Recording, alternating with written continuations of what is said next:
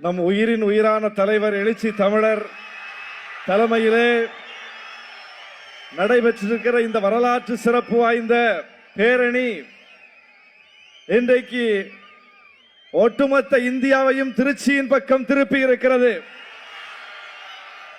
வக்ஃபு திருத்த சட்டம் நடைமுறைக்கு வந்து நிறைவேறி 2 மாதங்கள் கடந்து விட்டது.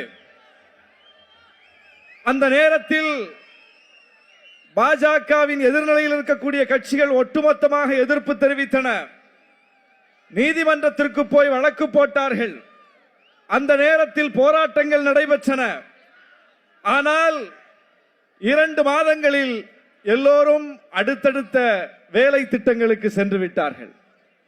யார் பேசினாலும் பேசாவிட்டாலும், யார் மௌனத்தில் கிடந்தாலும், விடுதலை சிறுத்தைகள் பேசாமல் இருக்க மாட்டோம், மௌனித்து கிடக்க மாட்டோம் என்பதை உணர்த்தக்கூடிய வகையில் நம்முடைய தலைவர் அவர்கள் இன்றைக்கு இப்படிப்பட்ட ஒரு மகத்தான பெருந்திரள் பேரணி, இந்திய வரலாற்றில் எப்படி தேசம் காப்போம் பேரணி முத்திரை பதித்ததோ அதுபோல இன்றைக்கு மதச்சார்பின்மை காப்போம் பேரணி வரலாற்றில் இடம்பெற்றிருக்கிறது.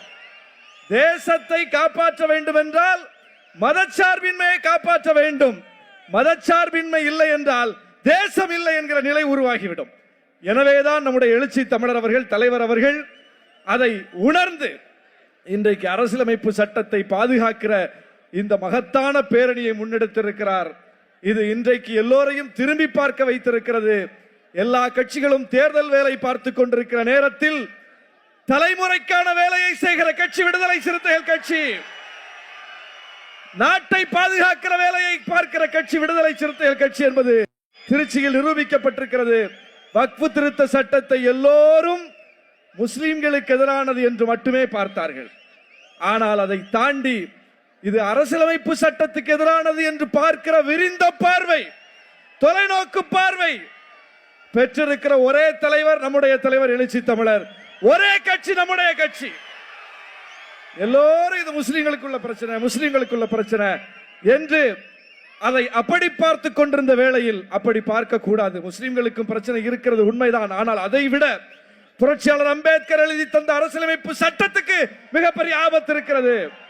எனவே எப்படி குடியுரிமை திருத்த சட்டம் வந்த போது அதை எதிர்த்து தேசம் காப்போம் பேரணியை நடத்தினோமோ, அப்படி இன்றைக்கு வக்ஃபு சட்டம் வந்தபோது, திருத்தம் வந்தபோது அதையும் எதிர்த்து இப்படி ஒரு பேரணி நடத்தி இருக்கிறோம். எழுச்சி தமிழர் முன்னெடுத்த எந்த போராட்டமும் வீழ்ந்ததாக தோற்றதாக வரலாறு இல்லை. இந்த போராட்டம் கட்டாயம் வெல்லும். எப்படி எழுச்சி தமிழர் எதிர்வினை ஆற்றும் போதே சொன்னோம் நீதிமன்றத்தில் பாஜக வாங்கி கட்ட போகிறது என்று, அதுபோல இப்போது அதுக்கு இடைக்கால தடை வந்திருக்கிறது. எப்படி வேளாண் சட்டத்தை திரும்ப பெற்றுக்கொண்டு புறமுதுகிட்டு ஒன்றிய அரசு ஓடியதோ, வேளாண் குடிமக்களிடம் மண்டியிட்டதோ, அதுபோல இன்றைக்கு வீரஞ்செறிந்த விடுதலை சிறுத்தைகளின் போராட்டத்தின் முன்னால் மண்டியிடும் விடுதலை சிறுத்தைகள் எடுத்த போராட்டம் வெற்றி பெறும், வெற்றி பெறும் என்று சொல்லி வாய்ப்புக்கு நன்றி கூறி அமர்கிறேன். நன்றி, வணக்கம்.